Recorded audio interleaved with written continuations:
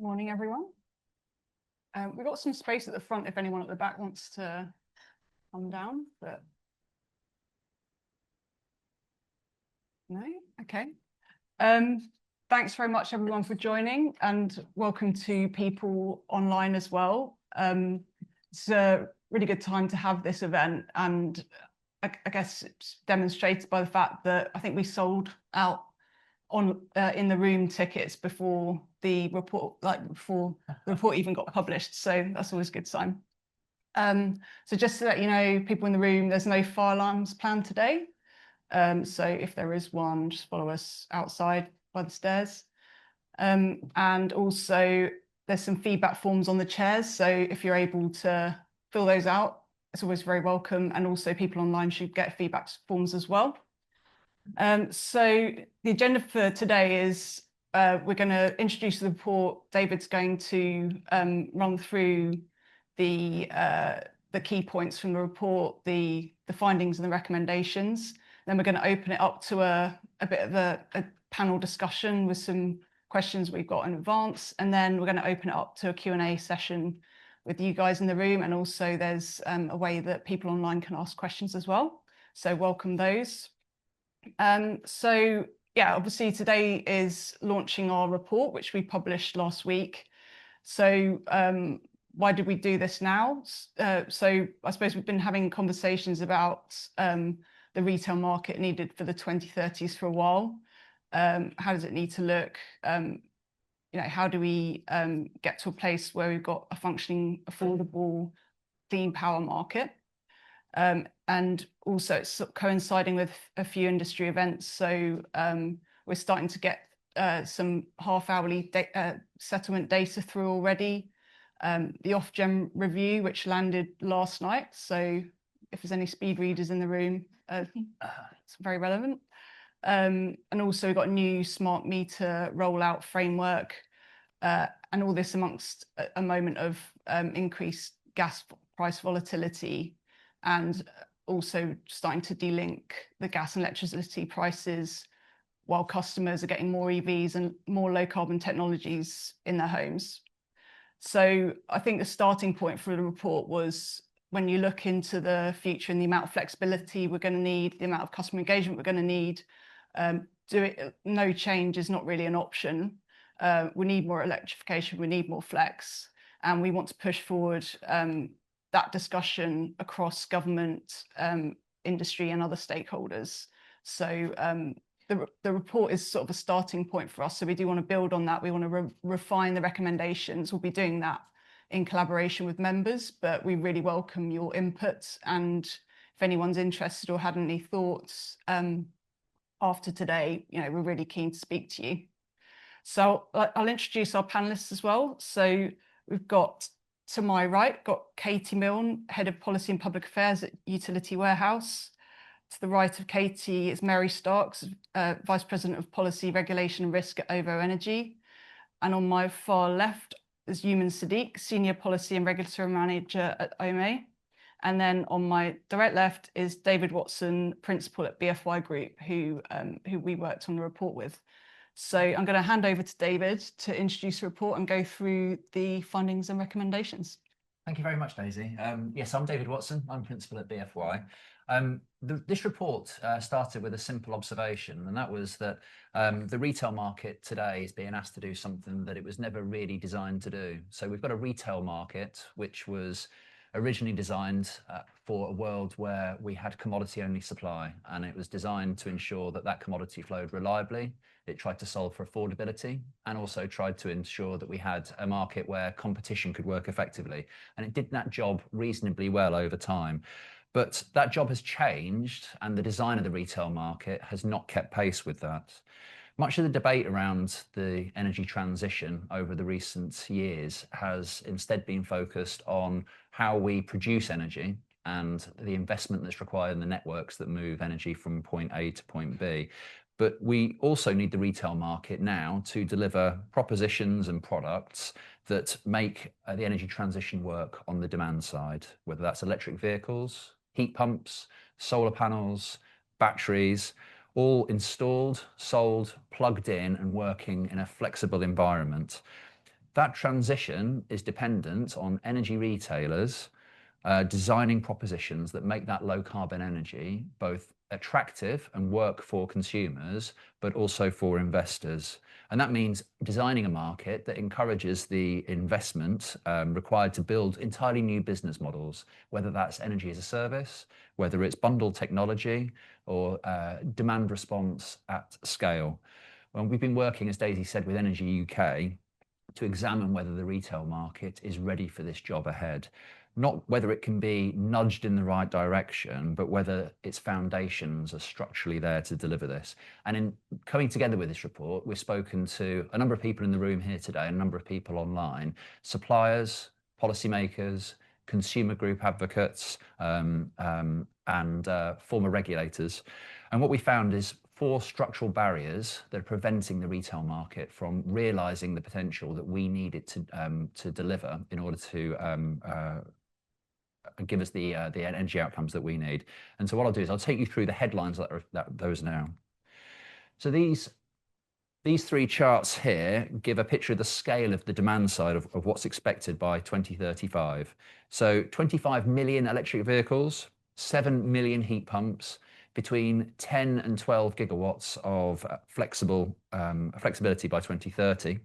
And the multipliers you can see here on the chart, that's against where we are today. So these aren't marginal increases. These are fundamental changes in the volume of demand side engagement that we need in the market. In around 4.5 years, this is what we need to be delivering. Now, none of that happens automatically. It doesn't matter how many offshore wind farms we build. It doesn't matter how much money we spend on gas and electricity networks to ensure that they are fit for purpose. We only get low carbon technology deployed at scale and enrolled on flexibility markets if retailers can design products which are compelling to consumers and make it financially worthwhile for them, as well as delivering a return for investors.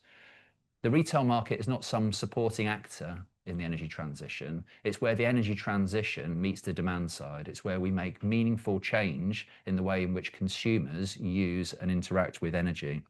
And if the retail market can't support the development of those propositions and the development of those products enough to reach these numbers, then we don't reach these numbers. We don't deliver the energy system that we need.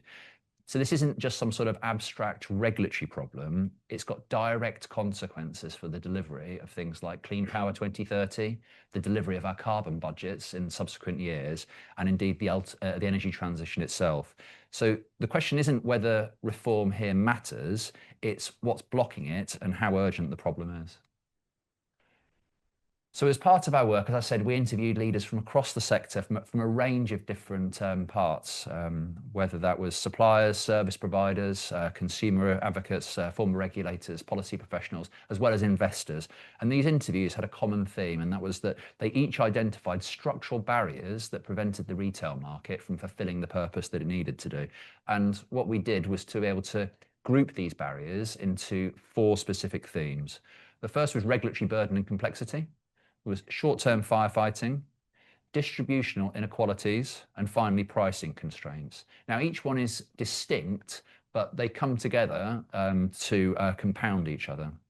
On regulation, supply license conditions and industry codes span over 10,000 pages. And that's just the regulation that impacts suppliers. That's not the regulation that impacts metering agents or networks or generators, just the regulation that impacts suppliers. I used to work in industry codes many, many years ago. And back then, pre-digital era, it was the fashion to carry around a printed out copy of the industry codes that you would work in so that you could reference them during meetings. And I used to do this on A5 paper. If you tried to do that today with all the supplier regulations that exist, that document on A5 paper would be 1 meter thick and weigh 25 kilos. That's how big the regulation is today for suppliers. Now, that literal weight of regulation, that constrains innovation. It means that we've got a system of input-based rules that tell suppliers how they need to operate, rather than just simply focusing on the outcomes that we need suppliers and service providers to deliver for consumers. And that constrains innovation and makes genuine business model development really quite difficult.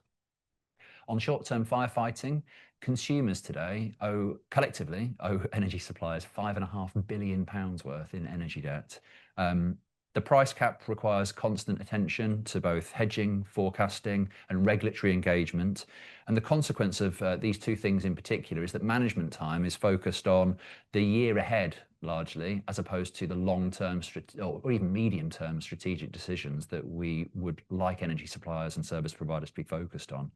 Put simply, you can't build the market of the future whilst you're firefighting the market you've got today. On distribution inequalities, we've got 5.4 million private rented households that are going to find it hard to access low carbon technologies because they don't own the property that they live in. Millions more just simply can't afford low carbon technologies. We've got around 1.5 million households that either lack sufficient internet access or reliable internet access, or lack the tools, the capacity, the capabilities to work digitally. And that means no meaningful access to a flexible economy.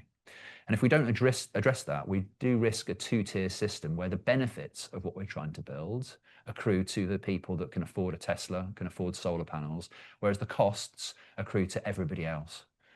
And that's not going to be either tolerable nor sustainable when we get to the next general election. On pricing, we've got a price cap that was designed originally to protect customers, unengaged consumers, from what was termed a loyalty penalty at the time. It wasn't designed for a world of dynamic tariffs, bundled products, or time of use pricing. Secondly, over half the bill today is made up of pass-through costs. And as a supplier, if you control less than half of the bill, your ability to design differentiated, commercially compelling propositions that talk to customers, that's genuinely constrained. Finally, the cap was meant to protect customers, but now it's actually constraining our ability to engage those same consumers. Most customers are on the cap and therefore sit outside mechanisms which are supposed to engage them on ways in which that they can engage flexibly with the energy that they're using. So what we have here, we've got 4 interconnected barriers, and we need a coherent response that addresses all of them. And against that, we came up with 23 recommendations that do just that. Now, I'm not going to go through all 23 recommendations. You'll need to read the report for that. But I did want to land the direction of travel on these. On regulation, we think that the supply licence needs a comprehensive review, not just amendments around the margin, but a fundamental reassessment of what the licence is, therefore, and what it should require. That includes sunset principles being introduced for input-based obligations that no longer serve their original purpose. More than 10 years after it was introduced, we think that the energy regulators should firmly embrace principles-based regulation as the default way in which they regulate.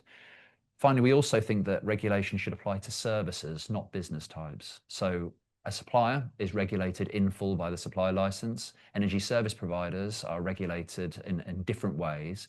We think that there should be a level playing field between all parties. On firefighting, we think Ofgem should publish a multi-year price cap roadmap, setting how the price cap will balance delivery with its original purpose, with the creation of a market that also encourages engagement in how energy is used. And alongside that, there needs to be a genuinely sustainable solution for debt, one that addresses both the existing stock of debt, but also prevents future accumulation, not just providing short-term relief. On distributional inequalities, yes, government should accelerate the deployment of minimum energy efficiency performance standards, but we should also look at ways in which we can meaningfully support on-bill financing arrangement for low-carbon technologies. And pricing, this is where the most political courage we think is needed. Price protection needs to transition from a broad price cap that covers everybody to genuinely targeted support for those that really genuinely need protection, those that can't afford their bills. Policy costs also need to shift away from bills and into general taxation. So the report's already out. It's available here. There's some QR codes on the screen in front of you here where you can access that report. as Daisy mentioned, we're continuing to actively engage people from across the sector on the recommendations, to develop those and discuss how these can be taken forward. These are difficult reforms in places, and we recognise the need to shape them through debate. But ultimately, we need to act, because if we don't act, we're really not going to get there. Thank you. Thanks, David. So yeah, as David says, the report's available. Please do give it a read. I think just starting question for the panel, on one of the striking things was the points about regulatory burden, and Ofgem is obviously aware of that. There's work going on in that area. I just wanted to ask the panel, what is government already doing and Ofgem already doing to improve regulatory burden? And is there a particular area it should prioritise for regulatory review or policy review? So I might come to Mary and then Katie. Yeah, sure. So I think there are, I've actually been struck by the sort of cross-government tone on deregulation and removing regulatory burdens. I think that tone has come through a bit weaker in energy than in other sectors. If you think about financial services, there are some places in energy where it's come through pretty strong on planning and so on, but it doesn't feel to a regulated business like that is a kind of big change in the wind as yet. There are some sort of positive noises. It was good to see Ofgem talking about regulatory burden as one of its impact indicators, although it hasn't actually got an indicator yet, but at least it's thinking about it. I think the consumer outcomes work hopefully will take us in a direction that's more sort of focused on the things that matter and less on process. But I do think the supply license is absolutely ripe for an overhaul. I think there's an enormous amount you could do there. And I suppose the two areas that most immediately jump out are firstly, all the millions of bits of prescription about how we talk to our customers, what we can and can't say, what we mustn't say. In my view, what you could do is strip that right back to consumer law principles. So communications need to be fair, clear, and not misleading. And there should be no nasties in the small print, which is roughly what consumer law says. And then build up very, very consciously from there if there are other things you think that that need to happen in the energy space. But it's, good, robust adherence to consumer law would deal with an awful lot of the things that people worry about and how we talk to our customers. So that would be thing one. The other area that I think is not so much in the supply license, but the general burden from requests for information and regulatory reporting. Obviously, in this day and age, there's huge scope to modernise what kind of data we share with the regulator and how they use it. That still feels pretty analog. And then the bespoke requests for information are, I think, having now worked in a business as well as in a regulator, far more heavy hitting on a business than I think the regulator realizes. And so just a little bit more professionalism around that actually frankly would be welcome. So explain why you want information, test and pilot the information requests before you issue them and give reasonable timeframes. That would be an enormous improvement on where we are today. Thanks, Mary. Yeah, I completely agree with Mary that the regulatory burden is still something that needs to be addressed, and that there has in recent years been much more progress in that area in other sectors like financial services.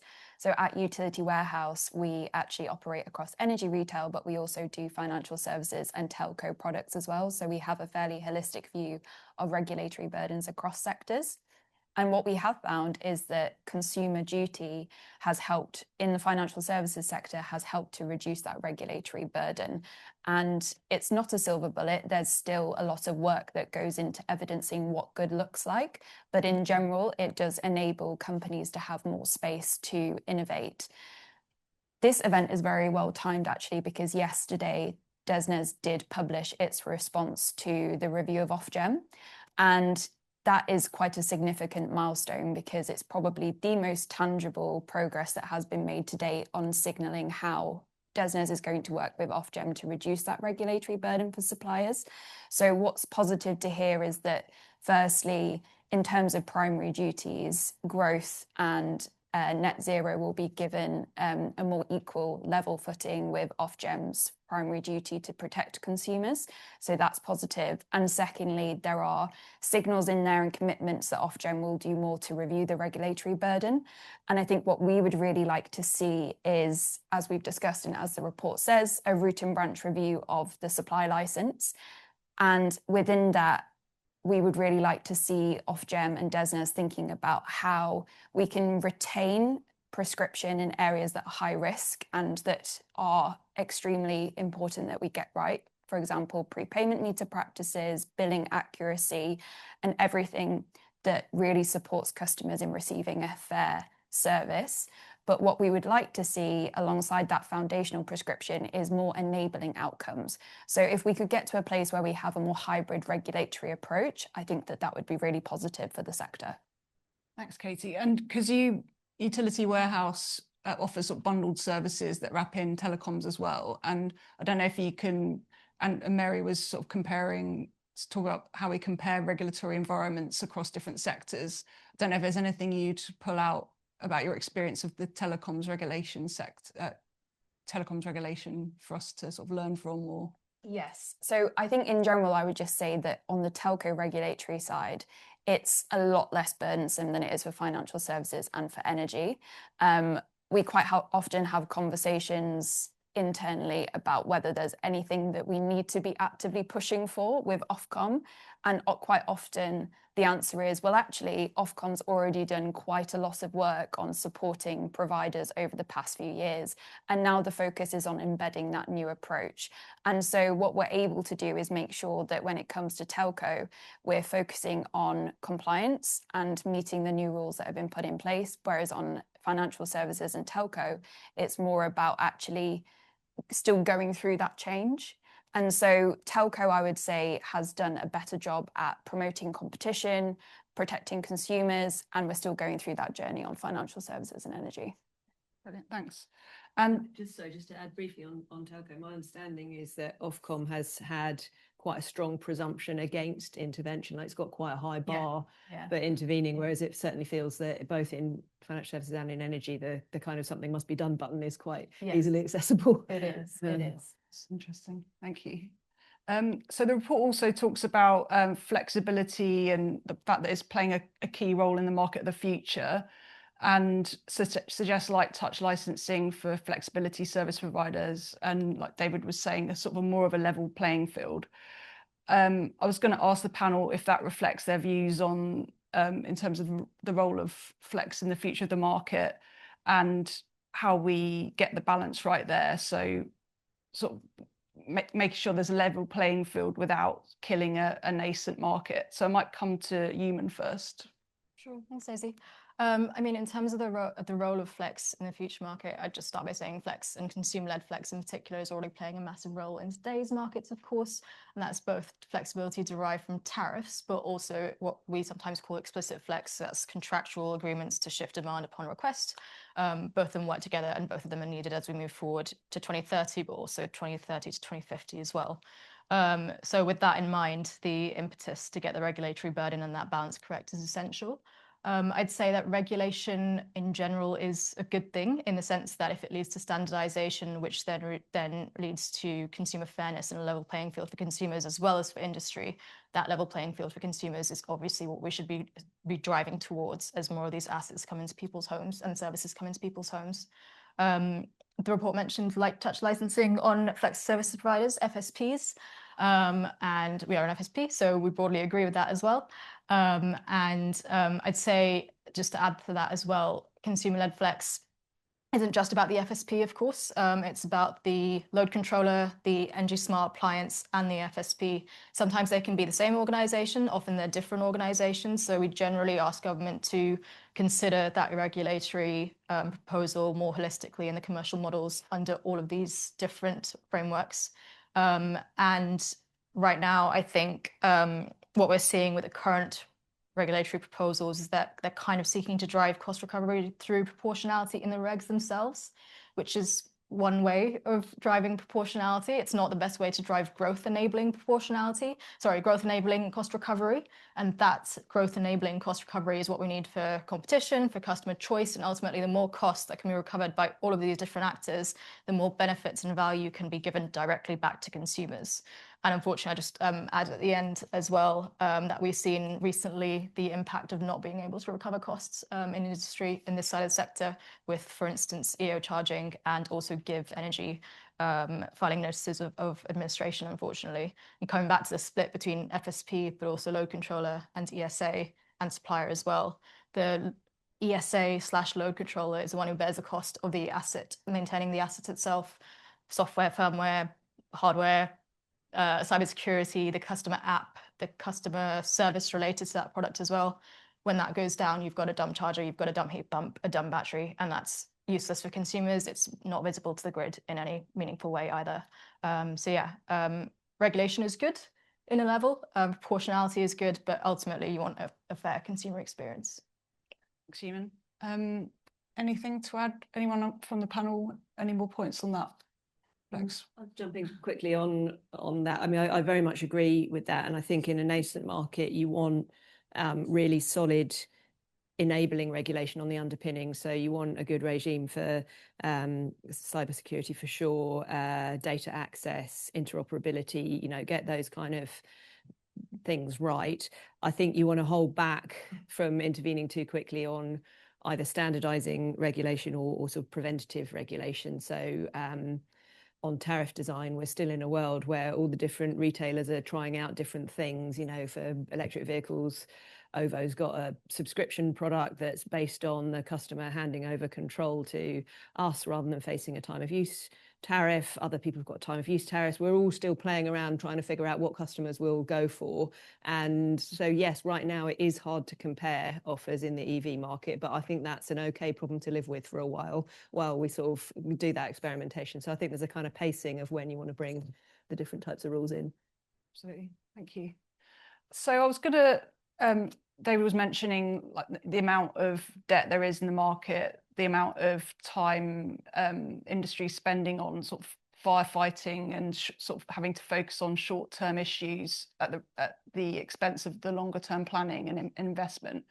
So I just wanted to get sort of a supplier, maybe also an aggregator view of that. So how, just if there's any examples you can use, sort of bring to life how that dynamic influences your everyday decision making and where your teams are focused. So might come to Katie first. Yeah. So short-term firefighting is definitely a big factor in the day-to-day life of working for an energy retailer. I think that I hope that now that the DESNZ decision on the review of Ofgem has been published, that we start to see more positive progress on reducing that over the next sort of 12 to 24 months. But at the moment, we are still living in a world where short-term interventions happen fairly frequently. And of course, that's very much motivated by the political environment, because energy bills are a highly political issue and will always be so long as the country is highly dependent on fossil fuels and volatile wholesale markets. To give an example of short-term interventions, I think we most recently saw this at the budget last year. So it is hugely positive that the government took action to reduce policy costs on bills by reducing the RO, taking out eco. It's positive because we know that policy costs are a heavy burden on bills for consumers and suppliers have minimal control over them. But the implementation time for that, although it sounds small, is quite significant. And what we have seen is suppliers spending a huge amount of time using internal resources that could otherwise be used for longer term innovation to implement what really are very small changes. And although the hope was that those changes would reduce bills by £150 from April, in reality, they've only really reduced bills by £115 because of other changes happening, particularly extra network costs. So what we're kind of seeing is a pattern of short-term intervention with big ambitions, but then the actual incremental benefit to consumers is small, and then supplier resources spent on future innovation and trying to create better products and services is also shortened. So we need to get out of this cycle, and we would like to see a more sort of proportionate approach taken to intervention, and one that isn't as driven by political cycles and political events, but it will be a journey to get there. And hopefully we are able to break through that in the next 12 to 24 months, working more closely with DESNZ and Ofgem on the outcomes of this review. Just, can I build on that? We spoke with more than one person during this this process who echoed exactly what Katie's talking about there. Directors of strategy that told us that they're not able to focus on medium and long-term development options because they're too busy working out what they're going to do this year to make the business work. If we think about the future of the retail market, the propositions, the partnerships that need to be built today to deliver the market that we need to see in 2030, 2035, these things take time, but you need to understand just how much time management are focused on these short-term firefighting issues, and they're not even thinking about building the propositions and the partnerships at the moment. That lack of space just doesn't exist. So if you were, I don't know, someone watching this might say, well, why don't you just hire more people? What would the answer be to that? I mean, well, I'd be interested to hear views from the panelists who are working in energy companies. But I mean, these are very large teams already, right? We to go back to the burden of regulation. Just the size of the team that you need to have working on energy regulation and market matters is already huge. It's we think, for example, Mary mentioned about the number of information requests and consultations, just in terms of the ones where companies had to respond, so non-optional ones, not counting consultations where you could just choose to ignore them. Last year, there were 280 requests from Ofgem to energy companies. You think about the burden that has on in the size of the team, and then you say, well, just hire more people. That's got an operational overhead, which suppliers just can't, they don't have the bandwidth to do. I guess someone's going to pay for that, and presumably someone's also paying for.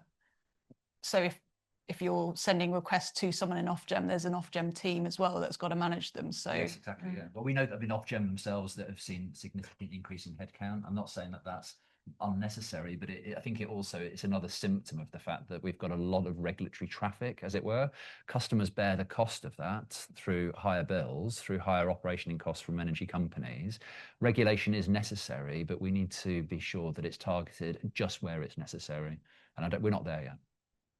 I think I would echo the point Katie made about the £150 off bills. That was incredibly welcome, but it was implemented in the most administratively heavy way you can possibly imagine. Like, instead of just taking some cost out of the cost stack and letting the price cap pass that through to price cap customers and then the market pass it through to fixed tariff customers, the amount of work that we had to do it in precisely the way that the government specified, and then we've still got to set up an audit regime to check that it was, I mean, it's really, really expensive way to do a thing that was fundamentally good. I think there's a lot that is administratively more expensive than it needs to be. The price cap is, it was never set up to be a permanent feature of the market. It was set up with a sunset clause. So it's never been architected to roll and to move smoothly with the market. You could automate an awful lot in the price cap and then stop us having to kind of knock on Ofgem's door, explain why something's wrong, not be believed, go back with more evidence, 2.5 years later. So there's a lot that you could do to just get the same customer outcomes for less admin burden. The thing that I would call out, as I don't regard as short-term firefighting, is the consumer debt piece. Actually, I regard that as properly a strategic question about how is this energy transition going to get paid for and by whom, and what are we going to do about the fact that we're currently asking a bunch of people to pay for it who can't afford to do that. I don't think that is firefighting. I think that's deep and difficult, actually. But some of the responses to it so far have been pretty tactical. Okay. So with that, I might move us on to sort of price control and pricing constraints, and getting some perspectives on the role of price protection now versus in the future. So the report's very much focused on, what are we looking at in 10 years' time? A completely different market, like you say, a price cap that was designed for different purposes is currently in place.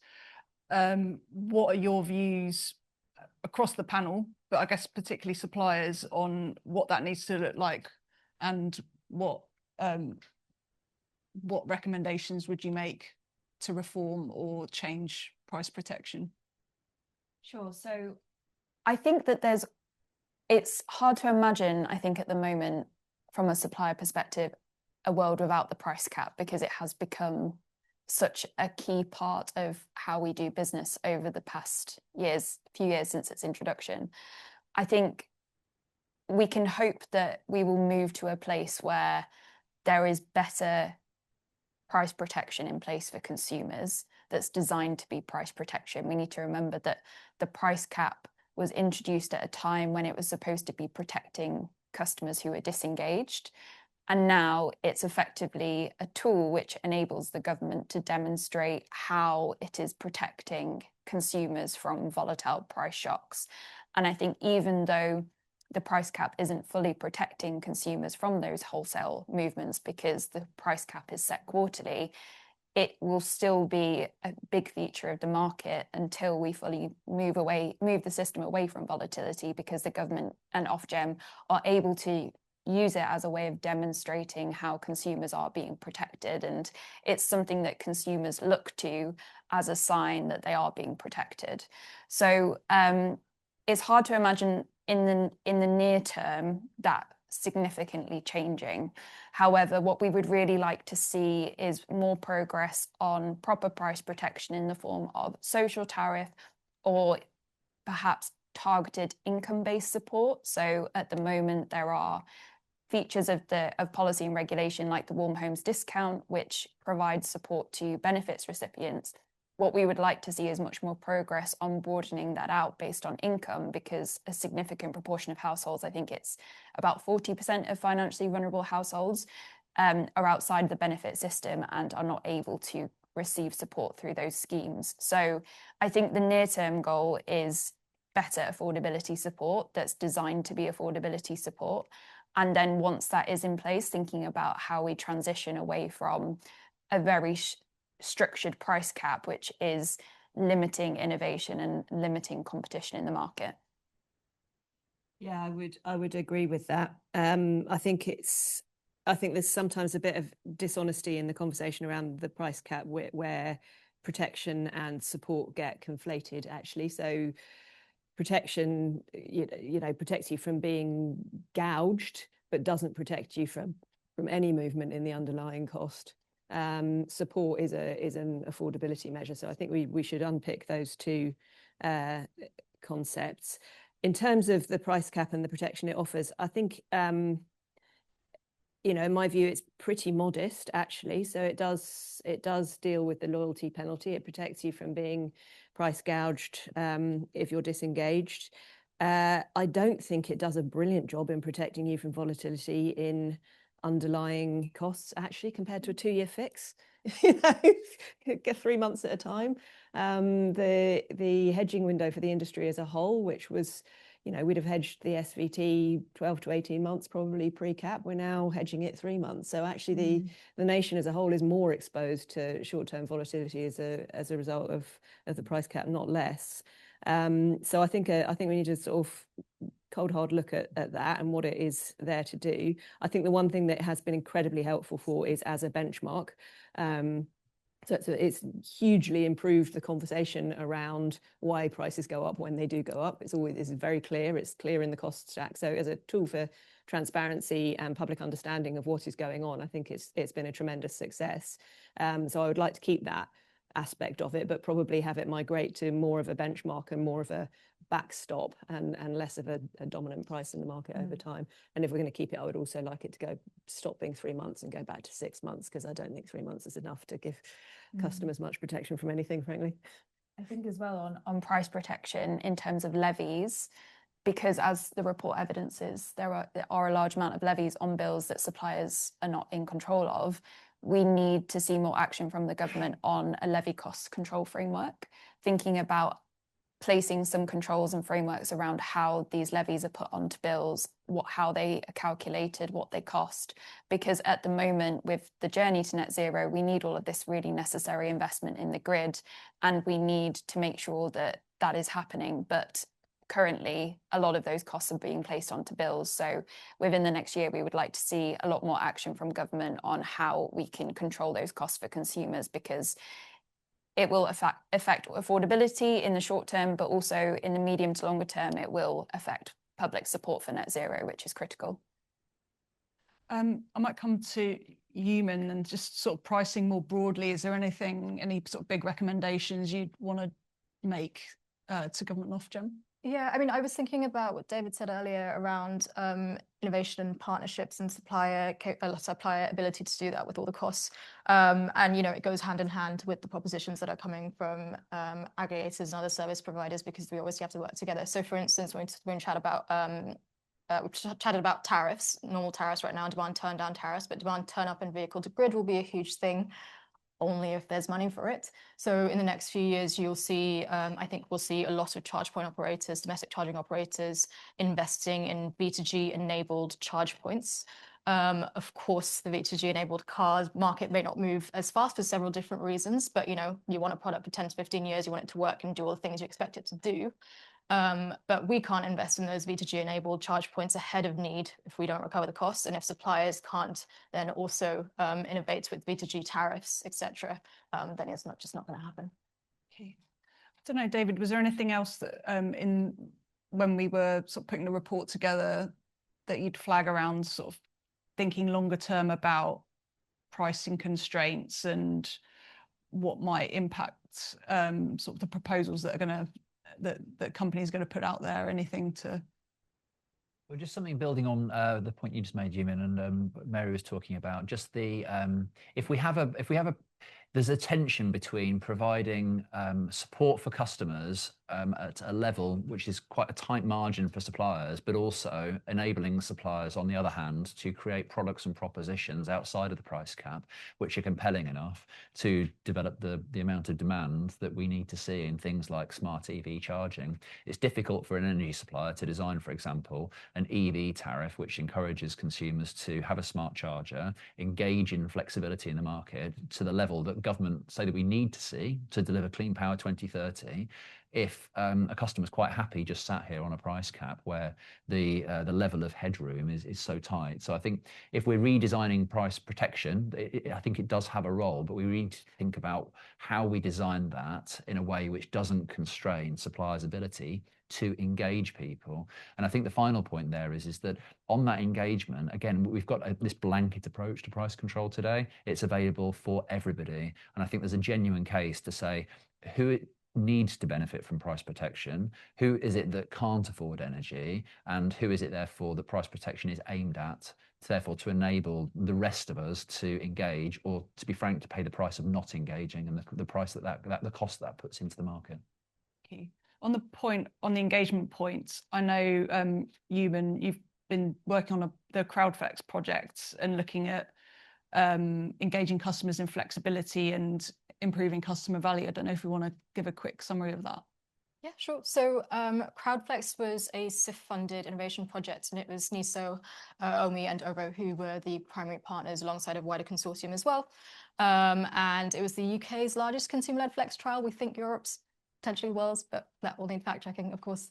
We just recently finished the third phase of the project, and you know, the whole project was over summer winter trials over 3 years, testing various things. But in the third phase, we took 22,000 of our customers through what was called the availability trial.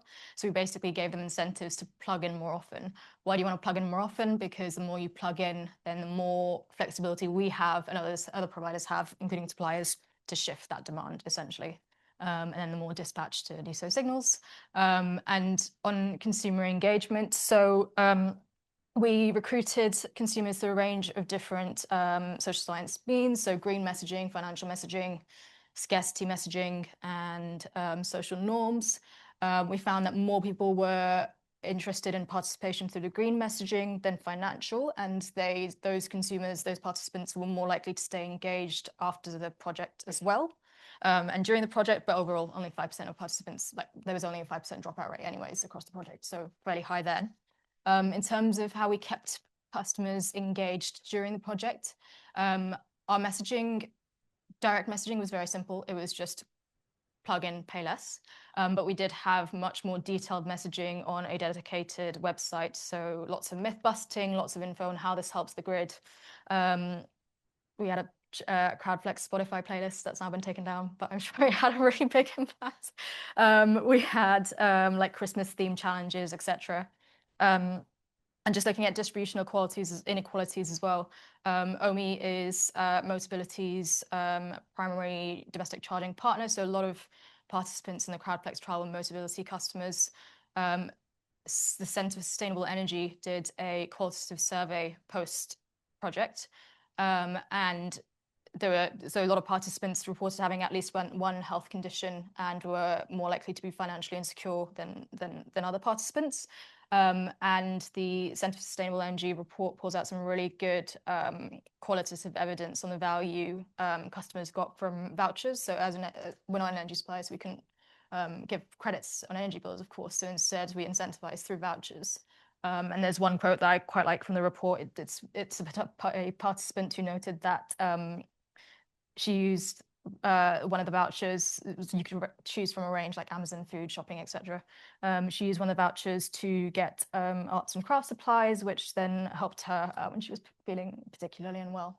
So yeah, it's interesting because financial vulnerability is felt acutely when you're trying to pay your energy bill, but it's obviously part of the broader piece as well. Interesting. Centre for Net Zero have done some interesting work on giving low carbon technologies to like warm home discount, those in receipt of warm home discount, and it's been very, very successful. So there's also a point of we don't want to sort of put people in a bucket and categorize them and just assume they can't benefit from Flex as well, because they can. Great. There was just one more quick thing I wanted to pick up, which was around investment. And so our report talks about sort of the current market setup deterring investment. We talked already today about the amount of time spent on sort of firefighting, damaging and the amount of debt damaging suppliers' ability to be innovative. But I just wanted to see if there was anything. I'm sort of looking at Mary and David because it came up, I think, in Mary's interview about experience of what investors are looking for and what they're saying to innovative companies that are trying to drive investment. Is there any sort of experiences or feedback that you've received from investors? Yeah, I can say a couple of things about that. I suppose I'd say two things. I would say investors who came into energy retail a decade ago. So one of OVO's investors is Mitsubishi Corporation. They came to the UK because they thought it was a sort of world-leading liberalised market, and they would learn cool things and then be able to do them globally. They feel punch drunk actually about what's happened to the retail market since they've entered. So they never expected it to be price capped, they never expected it to be capital regulated, they never expected the debt problems they're now seeing. So you've got some investors that came in and have just seen such a kind of swing in the political and regulatory risk in the market that's a pretty damaging experience. And then when we go out and talk to new investors about coming into the market, there's quite a strong difference, I think, between people who are already in and sort of understand the complexity and the risk, and investors who are not currently in the retail market. And from the outside in, it looks very, very unattractive. You know, it looks like what it is, which is a market where on a good day you make your cost of capital, and that's just not an investable proposition. So you can be high risk, high reward, or you can be low risk, low reward, but you cannot be high risk, low reward and get investment to come in. So it's not looking good from an investor perspective, I'm afraid. Right. I agree with that. Like, we spoke to people that were outside of the energy market thinking previously about investing. The message that we had was that whilst the UK has a regulatory regime which is understandable from a conceptual sense. Once you start digging in, just the level of complexity, the level of, to be honest, it's regarded as quite a political regulatory system as well, politically driven regulatory system. The inability to earn what the investors would treat as a reasonable return or a reasonable risk-based return, it just isn't there. The message that we received from these people was that the retail market today is just not investable. Okay. I think with that, we're going to move to the Q&A section. So we've got some time now to take questions from the audience. So if you've got any questions for the panel, do stick your hand up. Got one down here. If you could just say your name and company as well, that'd be great. Thanks. Oh no. I'm Connor Ennis from BFY, although I fear my question may be on the more controversial end. You'd said earlier, just hire more people. Desnes's review of Ofgem almost seems to suggest that hire more people is the way to go for them. Bring more people in from industry through recruitment, secondment, etc. Ofgem has 4 to 5 times the number of people that work there per million people that live in the UK when compared to our peers in Germany and France. If we want to slim down the regulation, should we look to slim down the regulator? Anyone from the panel have any thoughts? I'm happy to go first. So I've not got all the way through the review of Ofgem, so it's quite hot off the press. But I think there's 2 things going on. One is the number of people, and I think secondly it's the capabilities of those people. So on the one hand, I don't think there's a case for Ofgem to be the size it is today, and I think often if we can tackle the regulatory burden, the way in which we regulate, be focused much more on outcomes, I think that enables Ofgem to also reduce the way in which, or change the way it regulates and reduce headcounts, which I think would be a good thing for growth, for cost, and also for innovation. But in terms of capabilities and the people that work within Ofgem, I do think there is a case to selectively bring in more experience from working within the industry and within other consumer industries as well. We heard from Katie earlier about the different ways that other regulators, such as the financial regulators, operate as well, Ofcom. I do think there's a case to also learn from there as well. I would add to that question that I think it's worth remembering that Ofgem more likely than not hired many more people because of the energy crisis and the amount of regulatory and policy work that created. I think now with that energy crisis behind us, but potentially another one approaching, it's worth considering and reviewing whether the objectives that they were trying to meet with hiring those people have been met. And if they have been met, then where else could those people focus? And I think it's about not just the number of people, but it's about what those people are working on.